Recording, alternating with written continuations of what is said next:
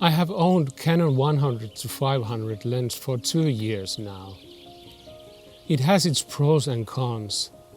In this video, I will focus on the video features only. The footage on this video has mainly shot with this lens.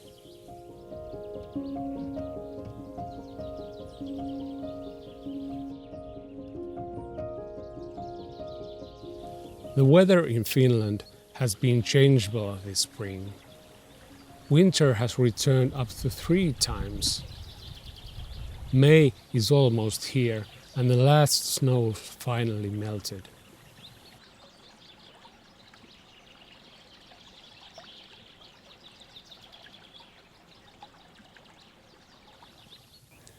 However, the lakes are still partly frozen here in southern Finland. This kind of phenomenon worries me, and I'm pretty sure it's related to climate change.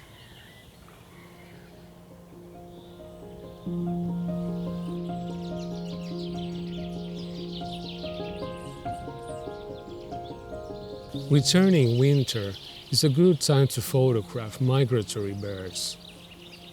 They are quite tame, and the snow also makes the pictures interesting.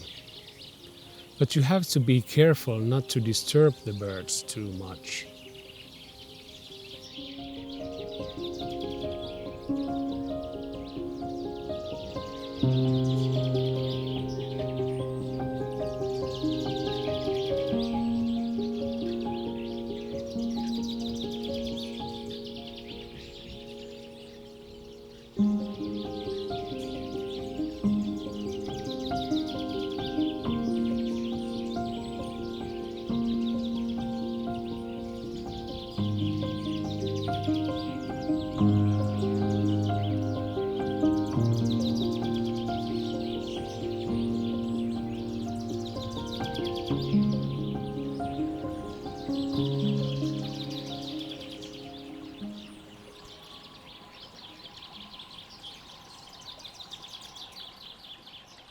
What do I think of this lens after 2 years?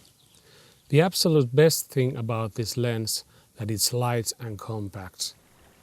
I tried shooting robins with a tripod, but they moved back and forth too fast. I was always too late. I couldn't get the autofocus to work, and I couldn't get the manual focus to work either. I tried shooting handheld and immediately remembered that was the way to go.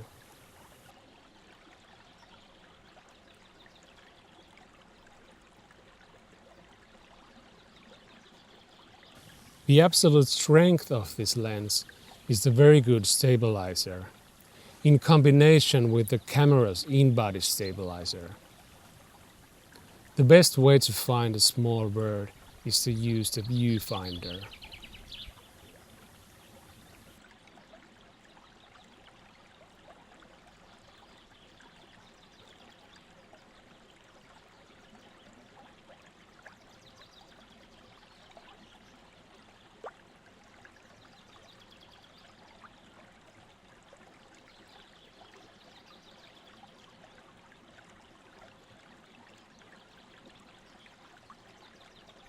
Fantastic birds.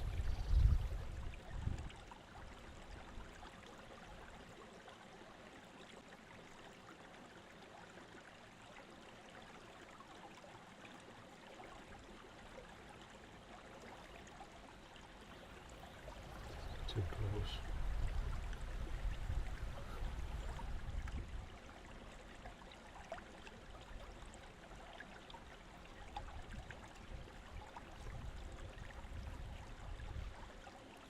Another good thing about this lens is that it's silent.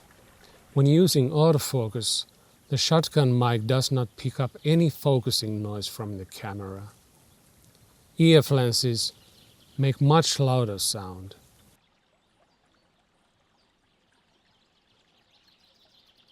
But there are cons too. The bad thing for a videographer is the variable aperture. I often stick to an aperture value of 6.3, which is the aperture value at 400 mm. But if I change the zoom setting to 100mm, 6.3 is a bit too sharp for my taste. The image is not then so cinematic.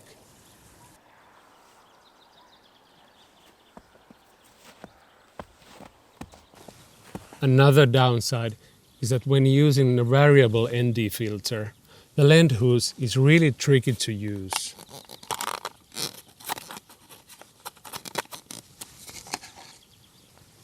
Most of the time I leave it off, except in rain. Then I can screw the filter off quickly if necessary. The third downside is the tripod mount. It's really unreliable.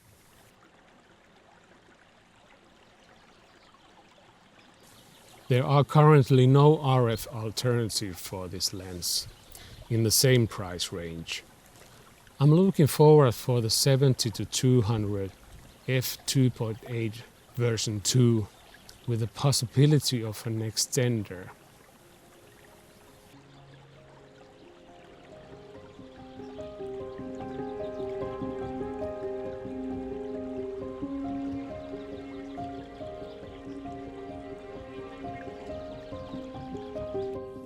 All in all, the 100-500 is a good compromise.